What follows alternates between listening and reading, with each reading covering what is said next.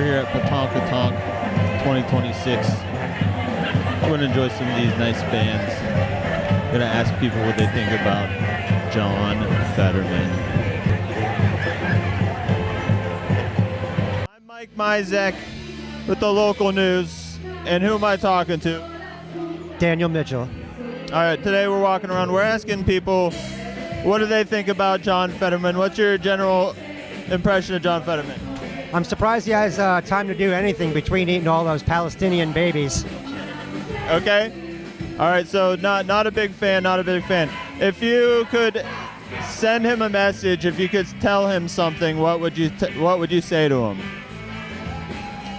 Retire and do something else. Who am I talking to? Maggie Linegretti. And we're asking people today, what's your general impression of John Fetterman? What do you think of John Fetterman? I think he's a absolutely horrible representative. Has gone back on everything he said he was going to represent when he was seeking vote. And so I think our region is ready to vote him out. And honestly, I think most of us probably voted for him because Giselle was actually a pretty nice person and actually had a lot of good heart and a good, immigrant woman. I've met her. Her story is incredible. So I wonder, are you okay, girl? Do you need help? Do you need out? He sucks. Yeah, he sucks. You think it was like people gave him the benefit of the doubt and mostly liked his wife a lot more and agreed with his wife? I think he had a good appearance to seem progressive. He had, obviously his wife helped with that. Okay, so if you could give a message, if you could say something to John Fetterman, if he was in front of you right now, what would you say? What would you say? Resign. I'm Mike Mizek with the local news. That's what it's called, the local news. And who am I talking to? Hey, this is Joni Libovic from the Mariposas Galacticas in Philadelphia. So coming over from Philly, we've got this guy over here. His name's John Fetterman, and today we've been asking people what their general opinion is of the guy. He's betraying his voters. He's betraying his constituents. Not only did I vote for John Fetterman, I organized for John Fetterman. I canvassed my neighborhood for John Fetterman. I had the bumper sticker. I talked to my neighbors. I was knocking on doors. I was excited for his candidacy, right? And he completely betrayed his entire voting base, has been voting more in line with Republicans. I don't even care about the party line, but he's completely turned his back on Pennsylvanians and our interests, and not to mention our nation and our economy. And as you know, I play in a klezmer band. I'm proud to be a Jewish person, a Jewish voter, and I strongly oppose military aid to Israel from the United States. And John Fetterman doesn't know what the heck he's talking about, and what he's doing is bad for the Jews. Do you think what was the first thing that you saw from him where you were like, oh, maybe he's not who I thought he was? Definitely, we've been holding rallies at his office in Philadelphia, rather, on like a monthly basis, turning out lots of people, all ages, all demographics, to let him know. We call him on the phone, he doesn't answer. We knock on his door, he doesn't make time to see his constituents. What is he doing? Is this a democracy or not? Does he represent us? No. He represents corporate interests and the military-industrial complex. It's a shame. It's a shanda. If you could give him a message, if you could say something to him, what would you tell him? I would tell him that it's not too late to resign. And I want to say there's no shame in resigning if you do it honorably and respectfully. And if you give the voters a chance to have an actual representative who represents our interests. He unfollowed me on Twitter. I was calling him Apartheid Shrek for like 2 years. He finally unfollowed me. What do you think about that? I think that's hilarious. I'll follow you. Honestly, Apartheid Shrek is an insult to Shrek. Free Palestine, go Birds, abolish ICE. Thank you very much. Mike Mizek with the local news, and who am I talking to? I'm Alex Korshin. Okay. I would say my opinion of him is overwhelmingly negative. I think he's been a huge disappointment and has betrayed his voting base, especially the working class and the immigrant class. And I simply can't understand how a man who married a formerly undocumented immigrant can support the policies that he's supporting right now, which is directly harming immigrants in our community. Is there like a moment when you realized that, oh, I don't really agree with this guy? What was the first thing, do you think? I think the really defining moment was a couple years ago, 2 to 3 years ago, when the genocide in Gaza began, and protesters went to protest outside of his office or his residence, I can't remember, and he stood on top of the roof with an Israeli flag, just sort of digging his heels in. Fetterman, you can't hide! You're supporting genocide! Fetterman, you can't hide! You're supporting genocide! Fetterman, you can't hide! You're supporting genocide! Fetterman, you can't hide! You're supporting genocide! Fetterman, you can't hide! Man up and be an actual human being and think about having human morals, and the people who you're representing were real people.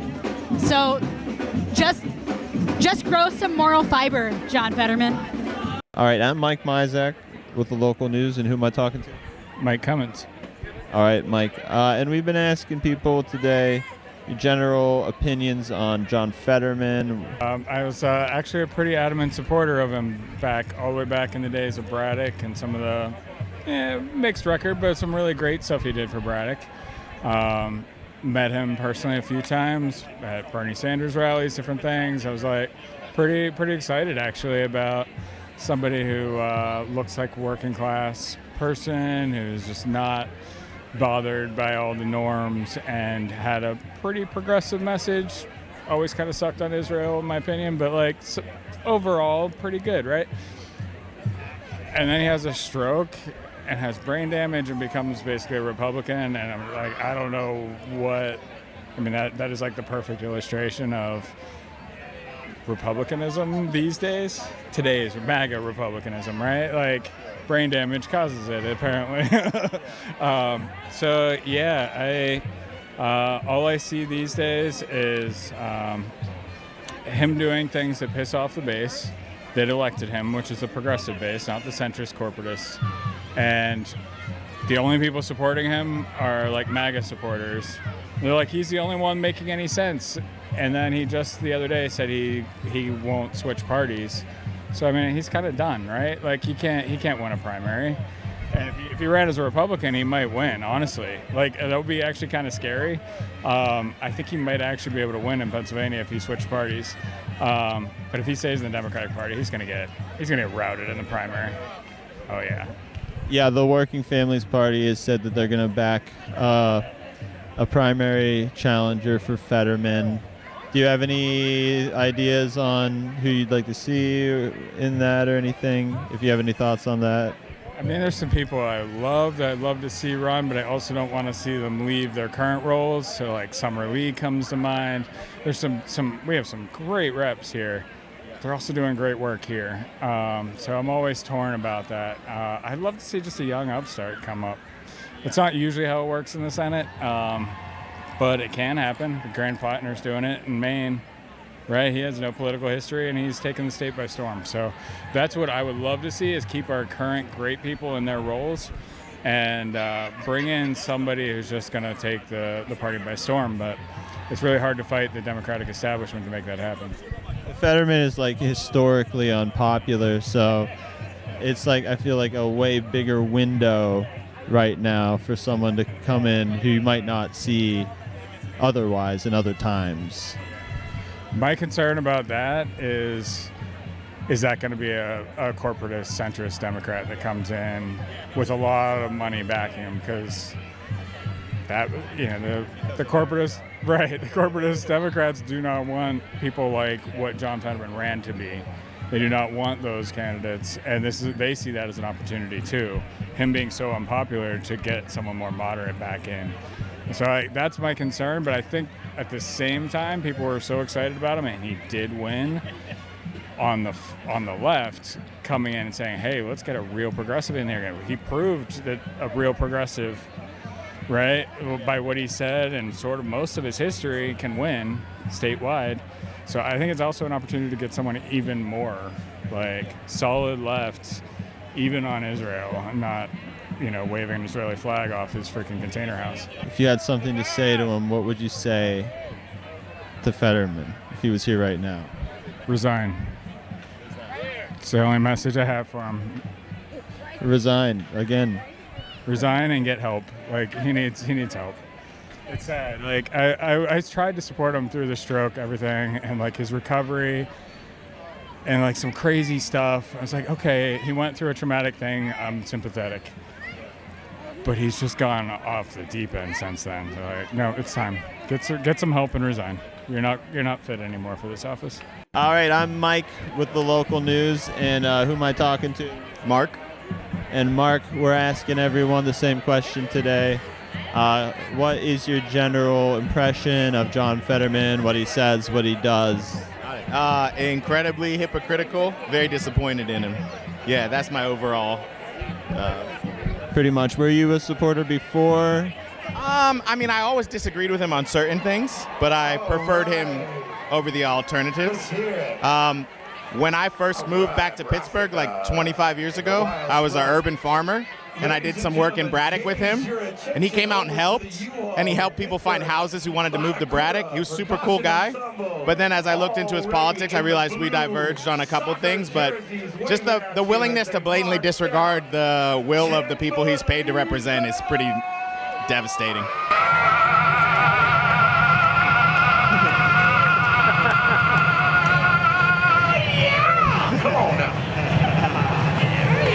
Okay, so you worked with him a little bit before.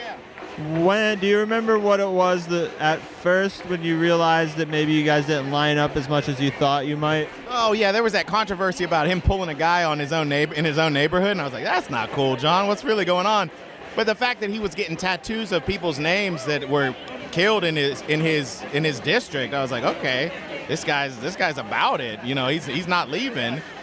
So that was interesting. I always disagreed with his views on Israel and Palestine. Like, he's a hardcore Zionist, always has been. That's not new. I wasn't surprised by that. I'm still disappointed by it. If John was here in front of you, if you could send a message to Fetterman, what would you say to him? Yeah, don't be so disrespectful to the people that you're paid to represent. Like, he's like incredibly belittling, and to come from like a 6-foot white dude, that's like so patronizing. Like the patriarchy and the white privilege just reeks on that dude. So not cool, especially because his wife's so cool. Like, she does so much for the community. Like, listen to your wife, dude. Stop talking, listen to your wife.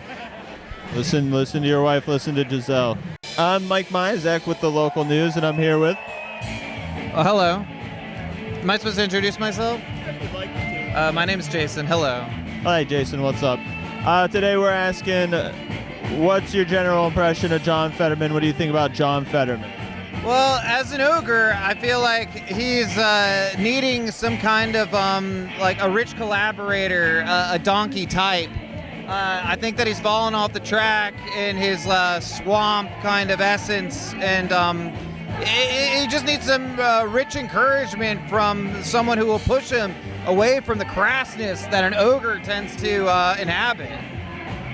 So you think he needs more of a donkey to sort of soften him in his hard way? Like a donkey, gingerbread man, some kind of a non-negative John Lithgow voiced force. The problem is that the Palpatine-like essence of the DNC has pushed him towards this irreconcilable ogreness, and he needs to step out of that and become, I guess, a prince. But I don't really believe in royalty, so it just is like there's a lot of influence that could be bestowed upon him.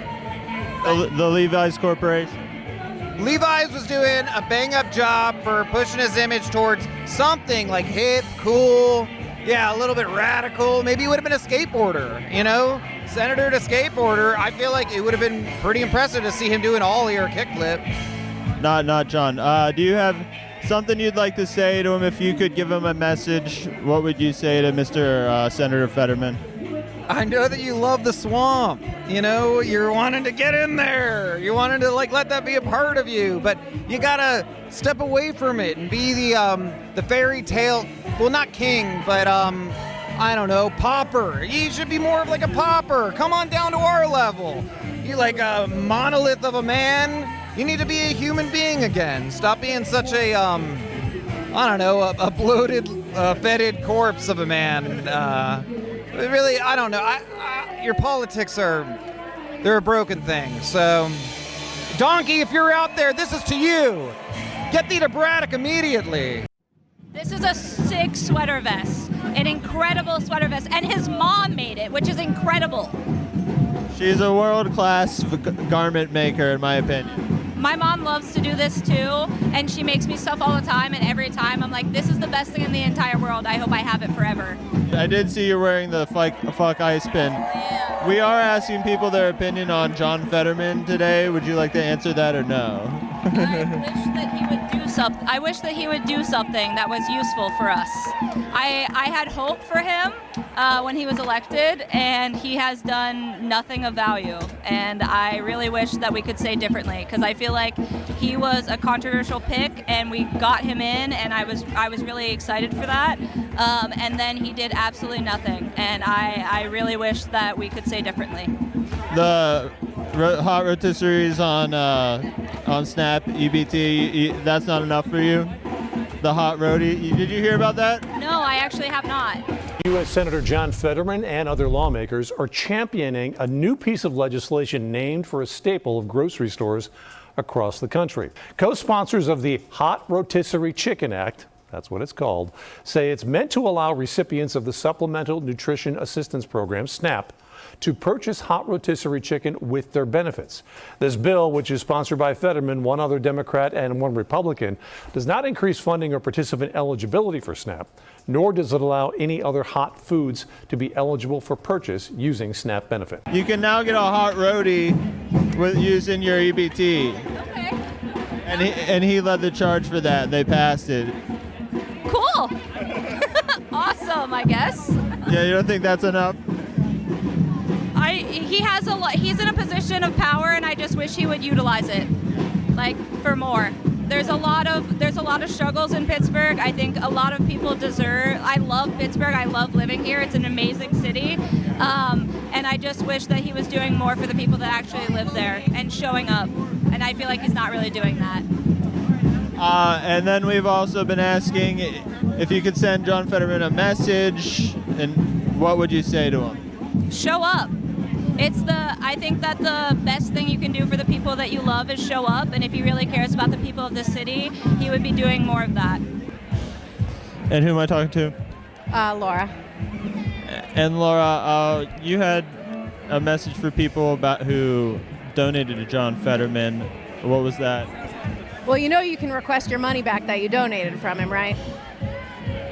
Okay, so you can request it back from his from his campaign, right? From the campaign. You can request the donations if you are extremely dissatisfied with his performance. And if he's not what you donated for or voted for, get your money back. You can get your money back. Giselle, what are you doing? Are you okay?